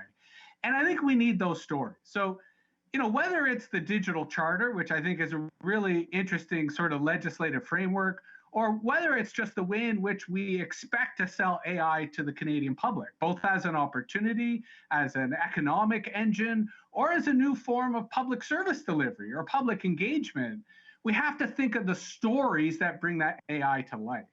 Because the danger of AI is magic, is that's the default, right? If we don't do anything different, it ends up being mythologized. So there's a really important public education component that goes with this, which is why I think emphasizing data and responsible practices around data is an important prerequisite. But it also involves culture and metaphor, which is, how do we counter the Terminator? How do we counter the Matrix? Maybe we need to resuscitate Max Headroom in terms of old school retro culture. But I think it's important to give body to why these applications are happening, because that anticipates the real political questions, the accountability questions that Sarah mentioned, that in a culture of conspiracy, in a culture in which social media is how people get their news, we have to anticipate how these technologies will be interpreted. And I think that means coming up with better stories that not only ground it as a tool so that we can deal with it in a sober way, but that also empowers users with the literacy to understand that tool, which I think the stories we tell help make that possible. Valentine, given what Jesse's talking about regarding public education and why and the stories, and the question that we've gotten around how do we use AI to listen better, to what Jesse alluded to in terms of some of the tools we can do to really get some of that consultation going, I'd love to hear your thoughts on that, given the role of your organization in that sort of public space. Awesome, perfect, wonderful segue. Thank you very much. We just finished our third edition of AI and Social Mission, and the theme was around creative AI. And we started our first day with William Uricchio, who's the founder of collaborative documentary making at MIT. And it was around who's writing the story of the future. We are writing together our future as we speak. And that was how we started that event. The entire event was around fundraising for a platform called Art and AI. Art and AI is a platform where we can engage with artists. It augments artists' voices on AI. Artists themselves have this huge capacity to engage citizens on complex, intimidating issues. So that's one goal that we can reach through that, and counter the fear that you were addressing, Jesse. I believe that by scaring people away from AI, we're scaring the underrepresented citizens that need to be part of this conversation, that need to be more involved. I have a couple of slides that maybe I can show later on under entire sectors, women being underrepresented in AI. There is a digital gap, not just in terms of having access to the technology, but there's a huge digital gap into who's involved in the governance of artificial intelligence, who's participating in the ethical framework, that our soft law will become normative, will become hard law. So this type of platform where we can engage more citizens are part of a solution. It's not the full solution. I've heard the federal government announcing more internet access across the country. That's absolutely fundamental to be able to have accessible financially, that it's not too expensive, that it's there regionally. So the Art and AI platform isn't a solution to everything, but it is a space that we're trying to create where people can engage on an ongoing basis. AI ethics is a growing, will grow as people start to understand. And yes, so I think that the two basic notions that I often refer to in our capacity to socialize the benefits of AI and therefore maximize their benefits is that AI itself is multidisciplinary, and it includes the arts and humanities. It goes originally, even in 1955, AI included psychology, but now it goes beyond that. It includes history, it includes social science, and it includes the arts, and includes culture. We need to broaden our understanding, because based on that definition, that's my lawyer's hat speaking, based on that multidisciplinary definition, we will be able to develop policies that really integrate that into our funding models and team compositions at work in the development of AI. I'll stop talking because I feel like I'm talking.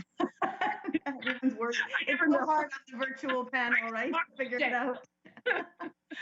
You did say something that struck me there, which was related to the fact that if people don't participate, it almost and if they're not engaged, it almost reinforces the baked-in biases. If I don't trust an organization, if I don't trust a service that is delivered with AI, and so then I opt out and I am part of a marginalized group, then that data, that input to help broaden the focus of whatever AI we're using, it gets missing. And so then that lack of trust perpetuates the siloing and the marginalization, or the fact, or just more basically, the fact that the service only helps some people or not others because they're opting out.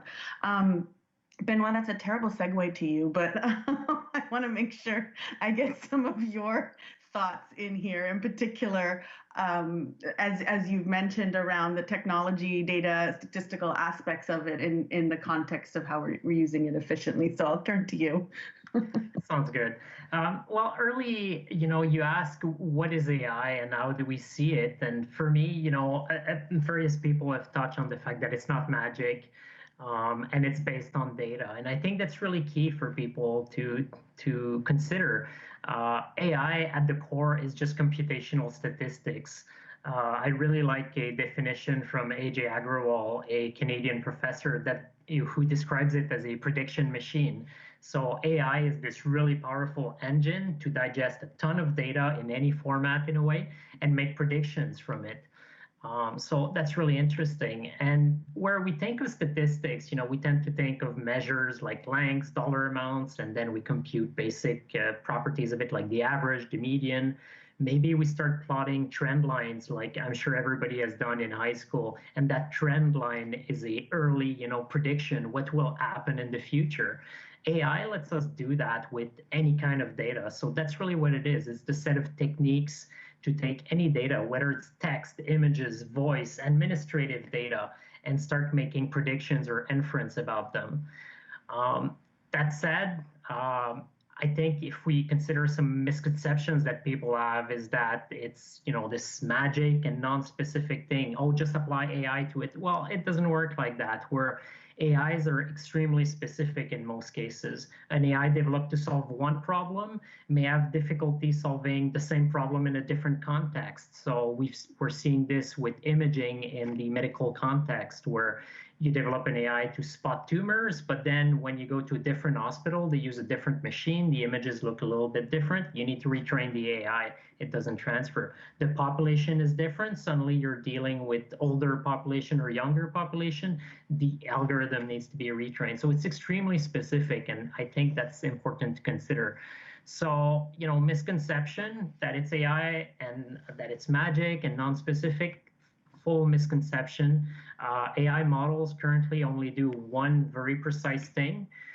So we're far, far off from that Terminator vision that AI becomes self-aware and take over the world. I think, that's at least 1 or 2 months off.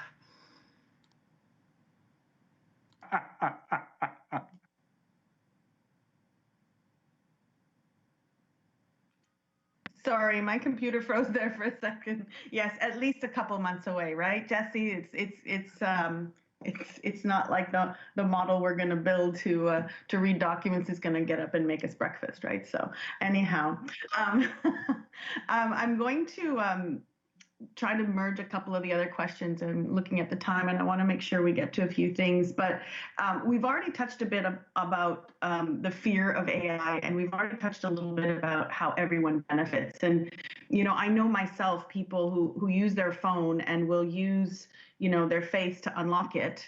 And those very same people will just rail against anything that is considered AI, right? There's a real misconception between, I'm not participating in that, I'm not going to download the COVID app, I'm not going to do this, that, the other, but I'm going to open my phone with my face. And so there's this real disconnect around what things that are really maybe very innocuous that people think is AI, and so they'll stay away from it, versus how much of it is embedded in everything we do. Similarly, I know people that will get frustrated if their favorite online store recommends things they don't like. Like, why are you recommending this to me, right? Meanwhile, I'm anti-AI. So I'd love to talk a little bit, or listen to your thoughts a little bit around how we unpack some of that so that we can get the trust we need so that everyone can benefit equally from AI. Benoit, I have you down here. So I know you just finished, but I thought maybe I'd turn to you in particular of your role with the TBS directive and with the context of using AI to transform the public service, because of course we're talking to public servants today. Can you talk a little bit about how, as public servants, what we can do? And I'm obsessed with the how, right? We keep talking about the what, but how exactly can we help public servants make sure that we're ensuring everyone is benefiting from AI? Yeah, thank you. I think that's one of the main goals of the directive, is to make sure that systems we build, everybody can benefit from them, and there's no bias and there's no discrimination that are brought forward by these systems. Underneath all of this is the principles of procedural fairness from the law world, and this is supported by transparency measures. So how do we do that concretely? Well, the directive has 5 chapters, but I think 2 are directly relevant to this. The first one is an algorithmic impact assessment. So before we deploy an algorithm, we need to take pause and consider the potential impacts and how they can be mitigated. And my co-panelists have all alluded to needing to do this in a multidisciplinary fashion. So we need to engage broadly with lawyers, with privacy experts, with the program experts to really understand how this algorithm can have an impact. There's also in the directive a strong focus on quality assurance. So ensuring we have high quality data, that it's accurate, that it's up to date, informing the AI. And before production, we want to make sure that this data is free from bias. So there should be a lot of study done to understand how this data affects different people. Is everybody represented accurately in the data? And is there, skewing that's happening? So we should look at the rejections from the algorithm or the approvals to see how they're broken down across categories of people. And on an ongoing basis, monitoring the system to see if biases develop or, if you've missed some. And lastly, once you've done all this homework, it's time to hand it into the teacher in a way and, get a grade on it. And so the directive has a peer review requirement where you need to submit your AIA and all the evidence for the mitigation measures you've implemented to a third party for review. So to help us build a strong peer review frameworks, we've actually partnered up with the CSPS, the Canada School of Public Service, and the University of Ottawa. Together, we built a protocol. So what steps should be followed through a review? What evidence needs to be looked at? How to evaluate it? Using what principles? And we validated that framework with one of the AI projects that the school has implemented. So we're really proud of this resulting framework, grateful for the CSPS for the opportunity to do the research.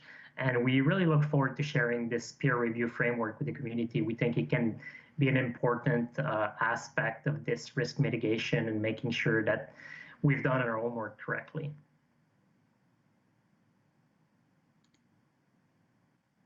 I would love to get my hands on that for my own team as well. So thank you for that.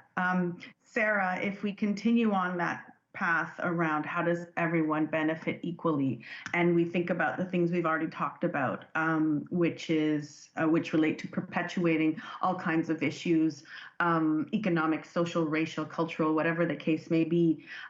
What can we do about that, and how do we know that's happening? How can we test and check for that?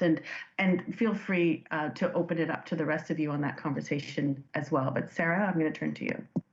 So that is a whole can of worms, because sometimes the remedy is going to depend on the model and the algorithm that is being used. I will say that there is now an entire subfield in AI called trustworthy AI. I do think actually that some of the skepticism towards AI is warranted. I think a number of the concerns are valid because a number of communities have been on the receiving end of the negative impacts of AI. I think about that famous case that's always brought up in the United States, for the North Point algorithm that essentially predicted whether somebody was likely to reoffend, and then it turned out that of course local parole boards were using that algorithm to decide who could not receive parole, and it turned out that Black defendants were 2.5 times more likely to be denied parole than white defendants. Well, if we're looking at, for example, how bias or discrimination enters into the technical pipeline, I think we have to go back there to data collection. Of course, the United States, Canada included as well, when we're looking at marginalized communities or socioeconomic communities that have, or socioeconomic communities that are marginalized in some way, there's often a higher level of police presence. So where are we getting that data? Some communities end up being overrepresented in the data set. What then does the training set do? Well, it should not be surprising at that point that, if that an over-policed community ends up being less likely to receive parole. Same sorts of problems happen with hiring algorithms, though inversely. There's an assumption within AI that historical trends are predictors of future trends, right? We're all working on historical data. So if women and people of color have been underrepresented in the workforce or in the labor force, and you start using that historical data to try and identify who might be an adequate candidate for your business, then it should not be a surprise that women are less likely to be chosen as potential candidates. And for that reason, actually, Amazon, which was developing a hiring algorithm for this purpose, actually ended up canceling the project because the outcomes were clearly biased against women applicants. So there are a number of, I would say, entry points within the technical pipeline where bias and social discrimination can creep into. And data collection is certainly one of them. The training set is certainly one of them. How we label our data is really important. And in terms of how we actually assess whether discrimination is actually happening, well, then we run into a legal problem, because it's often very difficult if you're, say, an applicant who hasn't received a job and you know that there's an algorithm that's responsible for hiring particular candidates. What can you do as that person on the receiving end? Right now, all these current remedies are, the victim is responsible for any kind of redress. Now, maybe they're lucky and they have the funds and the means for legal help. Not everyone is in that position. But then, of course, you have to go to perhaps a lawyer who's now responsible for proving that discrimination occurred. How do you end up doing that? So explainable AI, which is, again, a growing subfield, is incredibly important. There is no one-size-fits-all remedy. And I will also say that I think Benoit was right when he uses the word or the term mitigating risk. Sometimes I talk to people and they say, we need a bias-free AI. That is not possible. All AI has bias. That is the point of AI. We are actually trying to highlight certain particular demographic groups for the purpose of intervening often in their lives. Now, hopefully that intervention is beneficial and it is good, right? We want, for example, maybe segments of the population that don't have routine access with their government to now have that access. Maybe a chatbot might be a good remedy, or might be a good technology for mediating a relationship that historically has been underdeveloped, right? But I really caution people against this idea that we are just going to have an AI that treats every single group identically. That is not the point. It's a statistical optimization problem. And when you're optimizing for something, you are selecting out of an array of choices. The goal is to select a choice that adheres to our vision of the common good and that we're explicit about the values that we're optimizing for. So maybe I'll stop there. That is fantastic. We want to clap for everything you just said. And yes, it drives us crazy, in particular when you're looking at products and solutions and there's this sort of, it's bias free, you're like lose all credibility when you start talking like that. Jesse, I know you're just jumping to pipe in, and in particular, we've got literally thousands of public servants listening in, trying to figure out what do they actually do to try to resolve some of this problem. So any of your thoughts, please jump ahead. Well, allow me to chime in favor of the notion of algorithmic justice. And I think the relationship between AI and bias is fascinating, because I very much agree with Sarah that there is no such thing as unbiased AI. There's no such thing as unbiased data. The question is not whether it's biased. The question is, what is its bias? And I think, that's where there's both opportunity, but also potential peril when it comes to a government employing these types of systems when it comes to the public or when it comes to interfacing with the public. I mean, for example, inclusivity is a bias, right? Anti-racism is a bias. Accessibility is a bias. Good biases, right? Virtuous ones that we would sort of base our Canadian society upon. But we need to be open and transparent about these biases, because that's part of the point of algorithmic transparency and explainable AI. That at least if these systems were a little more accountable to their users, at least if people, the same way that you might in the old school days choose a newspaper based on the political bias of that newspaper, well, maybe you would choose an algorithmic service based on the biases that you know that it has. And this is what I've been calling the kind of glaring hole in Canada's digital charter. That on the one hand, it's great that the digital charter sort of acknowledges algorithmic transparency and the need for a right to explanation. But we don't still know what that is. Explainable AI is still a very young and emerging field. And most AI isn't, and perhaps cannot be explained, at least in its current form. So these are huge philosophical and political issues that I think for the government to run forward and think that they could create systems free of bias, whoa, look out. You're going to find yourself in one heck of a hangover, especially in a polarized, politicized society in which bias is political. I mean, look at the United States, for example, and the way in which conservatives say that Facebook is biased and liberals say that YouTube is biased. And of course, they're all right and wrong at the same time. It's the nature of subjectivity. And I think that's the real challenge for the public sector when it comes to presenting itself as for all the people, but having to make choices that are very biased. And this is where I will advocate something I have previously at events like this, which is I think public servants should be biased. Right? The bias of public servants is that they're biased in favor of the public. They should not be partisan, right? We don't want our civil servants to be, apparatchiks of political parties, and we don't want the government to be politicized in such a way. But we do want them to be biased in favor of Canadians, and we do want them to be biased in favor of the public interest and their good. And I think that's where we're on a collision course between AI and bias, in that, as Sarah was basically alluding, AI illustrates bias. AI exposes bias, right? We're living in a world now in which the hypothesis of police racism now has data to make the case, as does pay inequity, as does all sorts of other previously controversial issues that are now backed by pretty strong evidence because of data and because of AI. So that's where I think the issue is not free from bias. The issue is algorithmic transparency. The issue is explainability so that you can justify why the system has a bias.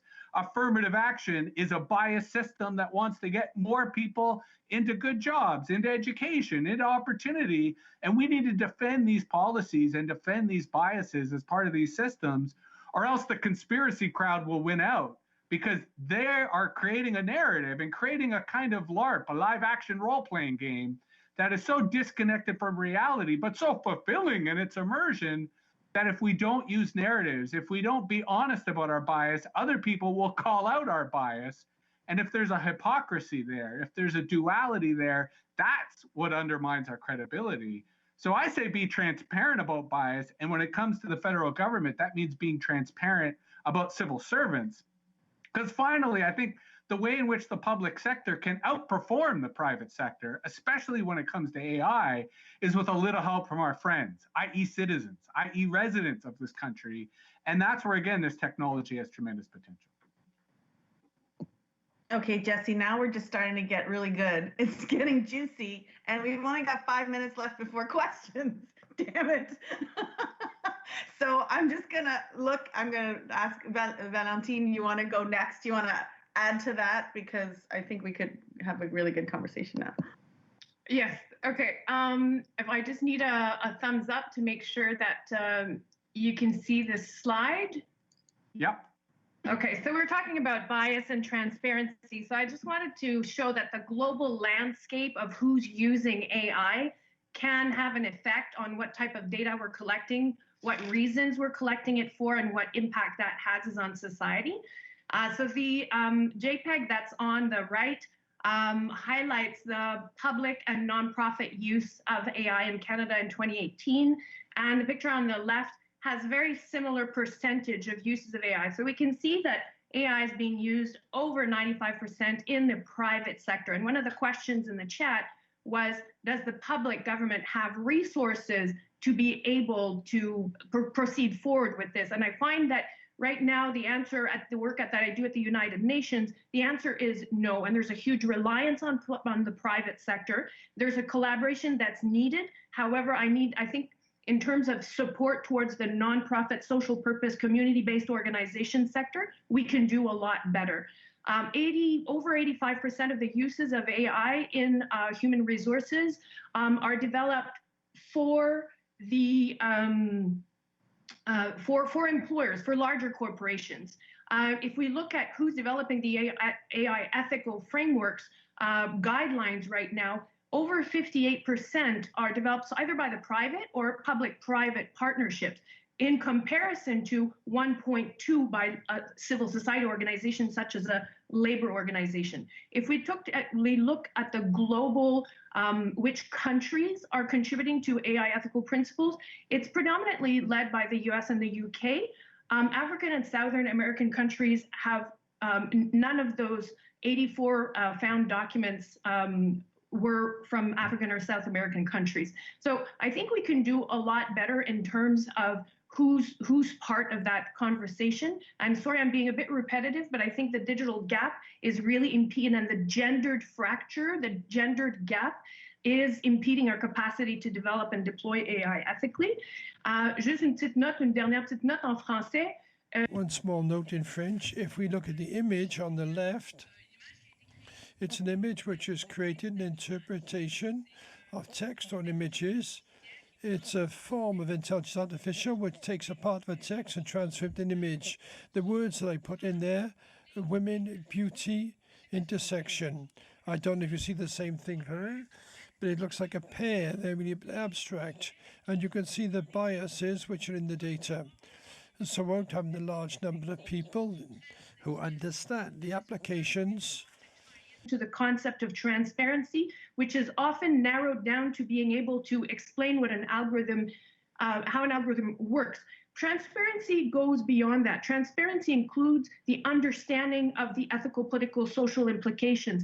And we haven't talked a lot about funding right now, but we really have to have a hard look at our funding policies in Canada, because civil society organizations need more support in being able to access and therefore to impact the governance of AI. Having more support for national educational plans on understanding those implications will lead to more people being interested in the use of AI or interested in being part of the conversation around how we want to have that governed. And that will result, in no particular order, in better bottom-up community relevant AI, sustainable, equitable AI, inclusive innovation. This is really the important roadmap for me in order to be able to reduce bias. We'll never get rid of it completely, of course, but reduce it and increase transparency. I'm going to stop screen sharing. There we go. That's great. Thank you so much. Well, I know we're all getting into it now and getting quite passionate about this topic. I do, though, want to give time to some of the questions, though. So I am going to be I'm going to break a little bit of that flow and ask the four of you to just, put your hand up and pipe up. I'm gonna literally read some of these questions now that are coming in so that we can make sure we address some of what our audience is thinking about. So the first question, and I'm gonna read it here, so forgive me here. I was wondering if public sectors of the world have the resources, smart people, money, hardware. Yes, we have smart people. To keep up with the private sector when it comes to AI. It's interesting to think about how that might end up shaping the interactions between private public in the long run. So fundamentally, how private and public can work together for the common good. Go, who wants to take that one? I'll take a first stab, maybe. I think public sector, do we have people? Do we have smart people? Yes, I agree with Sandy. We do have that. Do we have enough? In this specific field, maybe not. So maybe there's an education that needs to take place, a transition in a way. So we have a lot of programmers, conventional programmers. Can some of them transition to implementing AI systems? Absolutely. But we need to invest in that training. We need to invest in that capacity. And certainly we'll never get away with collaboration with private sectors who are investing billions and billions of dollars.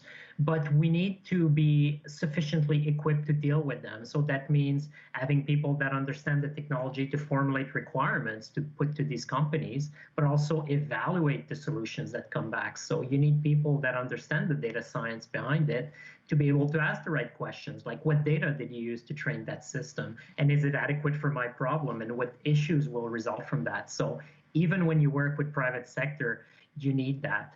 Beyond technical, we talked about multidisciplinary. I think it goes, beyond just the IT people as well. So there's the legal aspects, are lawyers equipped to answer questions about what needs to be part of an explanation if we're talking about transparency, the recourse mechanisms that need to be available to support these systems. Is the way the algorithm design meeting the threshold for procedural fairness principles? So as you can see, across sectors, we need to train and empower people to answer this. And Jesse wanted to go, so I saw your hand up. Go ahead, Jesse. Well, just saying that there's a kabillion things you can do with AI. And if the government thinks and acts like the private sector, they'll lose. But if the public sector does things that the private sector wouldn't even think of, that's where the opportunity is. And that's where the private sector, I think, will follow the public sector's lead and really contribute to what's possible. But that involves thinking differently, not just in the inter or transdisciplinary sense, but in not a succumbing to the commercial logic that currently dominates how AI works, but to start looking at the different inclusive, accessible, participatory approaches to AI that I think the public sector could effectively harness. Isn't that the key, that for public sector to lead, we have to have deep competencies? And instead of deferring the private sector, we need to be able to partner. And it is what it is. Private sector organizations live because they are profitable, and that drives what they do, not necessarily the right things to do. So government, public sector has a real opportunity to lead in creating, those who lead in a technology, in a space, de facto set the terms, right? So who better to lead than us? And if we are to lead, we need deep competency, deep capability. And to have that, we actually have to do. We actually have to allow our public servants to actually build AI so they can become competent and know how to challenge and vet and build alongside a private sector. Sorry, I jumped in. I shouldn't. I'm the moderator. Oops. No, but that's fantastic. And briefly, why free and open source in the public sector is so essential. Because then instead of all these people doing all these isolated projects, it's accumulative. And every single person experimenting, every single person iterating fills back into a public infrastructure that the private sector would never do because of their profit motive. But the public sector can do in thinking of it as a kind of cognitive infrastructure that enables the government to do more and greater things over time. Sarah, I think you were trying to jump in before I let you. Were you trying to say something? Yeah, I want to speak a little bit about competition in the private sector. And I say this as someone who's also trying to, in the process of commercialization, and who actually, I began Glassbox with the purpose of building workshop and literacy workshops and trying to help stakeholders identify how social values are translated to the technical pipeline. One of the really interesting things about AI in the private sector is that, there's a term called vaporware, but a recent UK study of European startups actually found that a number of the startups that say that they're working on AI, they don't currently have AI as part of their product delivery. But again, there is that profit motive, right? And if you are a startup, having the word AI in your product descriptor is a sure bet to get more interest. And I will also say, again, that you can certainly be a startup in this space and not necessarily profitable, but still functioning based on investment. One thing that I've encountered speaking with other public servants when I do talk about actually installing or adding a literacy component to any of our product offerings is that, well, we don't really have a lot of time. The office doesn't have that many people. And that goes beyond any kind of budgetary constraints. It's that, well, how, this is not just an issue for data scientists. As Benoit was saying, it's not just an issue for IT. There has to be some degree of user competency with any kind of software product that you're using. And honestly, a number of the fundamental principles that are associated with AI aren't, I think are actually pretty accessible. It doesn't have to be a very steep learning curve. So I think, as a complete outsider saying this, so perhaps take this with a grain of salt, I would probably look inwards into the office and actually ask, how many hours can you devote to education and literacy if you are planning on bringing AI into your office space? And also whether AI is even the correct solution for the problem that you're trying to solve. There's a saying in the startup world, it's great that you have a solution for a problem that no one has, but no one's going to buy that, of course, right? But people have these great products that aren't necessarily applicable to day-to-day life. So what actual products do you have, and can AI actually help with them? And then go from there. So that would be maybe my 2 cents coming in from the outside. I'm looking inwards. Benoit, you had your hand up. Yeah, I just want to add two small points. So I agree absolutely with my colleagues. I think, just like when we build IT systems today, everybody is aware of official languages requirements, accessibility, IT security, privacy. But I would like to add an extra one to this, which is what's the algorithmic impact of that? So get people thinking about this and have everybody be aware that this is a requirement and it's important to consider when you build systems. So that would be really great in terms of literacy and things like that. And the last thing is the data. What's the private sector advantage to Google, the Facebook and company? It's the volume of data they have access to, right? AI is only as powerful as the data you have. So in government, we don't have as much data. Why is that? Why, when we are delivering services, we're not instrumenting that service and collecting hundreds of data points about it within the constraints of the Privacy Act, of course. But we should start investing more in data and consider AI and potential future uses of AI in our data strategies so that we have access to this data and we can leverage it for future systems. such a difficult battle when there is that premise of minimal collection for privacy. They're totally colliding, and this is our challenge day to day is, don't collect just what you need for that one specific process. Take the bigger picture. But that's that. Oh, when are we going to solve that problem? Anyways, Valentine, you were trying to jump in. I was just looking at their question on the side here. How can departments, agencies create a culture where those smart people can be empowered to make AI systems a reality? And I just wanted to go back a little bit on the importance of offering more concrete support to civil society, community-based organizations in that collaboration.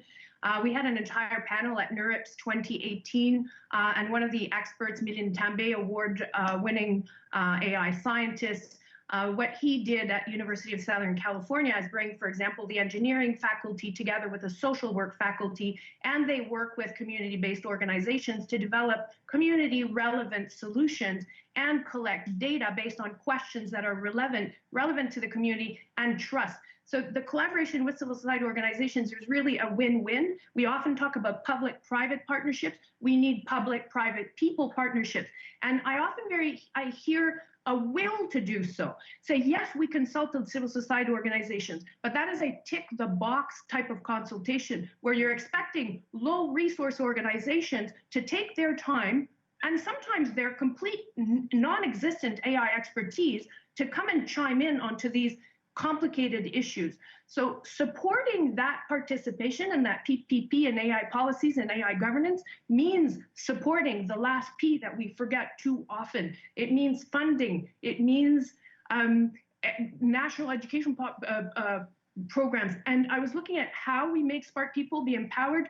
How we allow these organizations to learn and learn with citizens is also extremely important. That's why I often refer to the use of art, but it's also on hands-on learning, do pilot projects together, have sandbox regulatory options to discover what a data trust work and how it would benefit the community, how you can collect data and go beyond IP issues and competition issues. How can you bring collaboration? What kind of IP strategies do we need to look at? Those types of projects need to be thought about and supported, and that is real PPP. Those are real democratic processes in adopting AI responsibly and ethically in Canada. Right on. I can't write my notes fast enough. This is so great. Sorry, Jesse? I was just saying, right on. I hope we're recording this. Is somebody recording this? Oh my goodness. We've got 2 minutes left.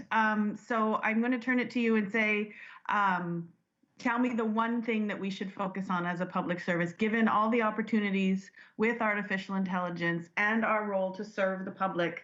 What's the one thing we need to focus on? Sarah. Sorry. So I say this as someone who doesn't work in the public service. So again, perhaps take this with a grain of salt.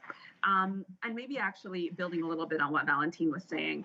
Right now, if you're looking at the granting opportunities and funding opportunities for AI research in Canada, for whatever reason, there seems to be this kind of replication of the Silicon Valley model, which is product-centered. A number of the issues that come with ethics and risk mitigation within AI aren't going to be fixed just through a statistical fix, or you can't automate away discrimination in the technical pipeline. Another product is not the solution to a product that has unwarranted or unwanted outcomes. As somebody who works both in research and also in the commercial sector, when you are trying to actually do research on these topics, the funding sources are not really available because you're not really working on a product. And if it so happens that you do have funding within the university system, you sure as heck better be lucky enough to work in a system where that research that you're conducting is now not owned by the university itself, so that you might actually be able to commercialize it in the future. So for people working in this space, they actually have several constraints and obstacles. One is government not recognizing that a solution isn't just going to be product focused, it might actually be service focused through training and education. And then the other one's on the university side, which doesn't really understand that maybe people who are outside of STEM can potentially commercialize their research in some way, but now no longer have the ability to do so, or the funds, frankly, because starting up a commercial enterprise is expensive, to actually reach out and have those contacts with the public service. So that's as someone outside the public service, that's what I'll end off with. Jesse, you have the last 30 seconds. What's the one thing we should do? Go. Play. I think play is the easiest way to understand technology. It's why young people tend to associate young people with being savvy about tech. They're not. They just have playtime. And I think that's the one thing that civil servants have been hesitant to do, but what they need to do to really experiment with this stuff and play with your colleagues, play with the public, right? Very much mitigate the risks, be cautious of the way in which this is very powerful technology, but you got to play with it to learn how to use it well. Valentine, Benoit, Jesse, Sarah, fantastic. That was great. I feel like we rushed. We could have gone on for another hour. Thank you so much. Thank you to the school for inviting us. And with that, I will pass it to Samuel. Thank you. Thank you. Thank you so much. J'espère que vous avez bien apprécié. I hope that you've all appreciated the discussion. Thank you, Sandy, Jesse, Sarah, Benoit, and Valentine. On behalf of the school, thank you to our expert panel. Breakout sessions. And following the breakout session from 1:20 to 2:50 p.m., we'll see you back here at 3 p.m. We've got an engaging and informative fireside chat with Andrew Ng, founder of DeepLearning.ai, and Sarah Paquette, Director and CEO of FinTrack. We will begin the breakout session at exactly 1:20 p.m. Afin de rattraper un peu le temps, nous ne ferons qu'une petite pause. Nous serons de retour à 1h20, comme prévu. Durant cette courte pause, je vous invite à visiter l'exposition, Our V Expo, et de poursuivre la discussion dans le chat. Please head over to the V Expo to check out the virtual kiosk by our amazing partners. This is where you'll find the agenda, the links to the breakout session. We also encourage you to use the following hashtag to continue the conversation about the event, hashtag GCDigital or hashtag OpenGov. Vous pouvez participer à la conversation en utilisant les mots-clics hashtag GCNumérique et hashtag GOuvert. Have a short and great break, and we'll back shortly.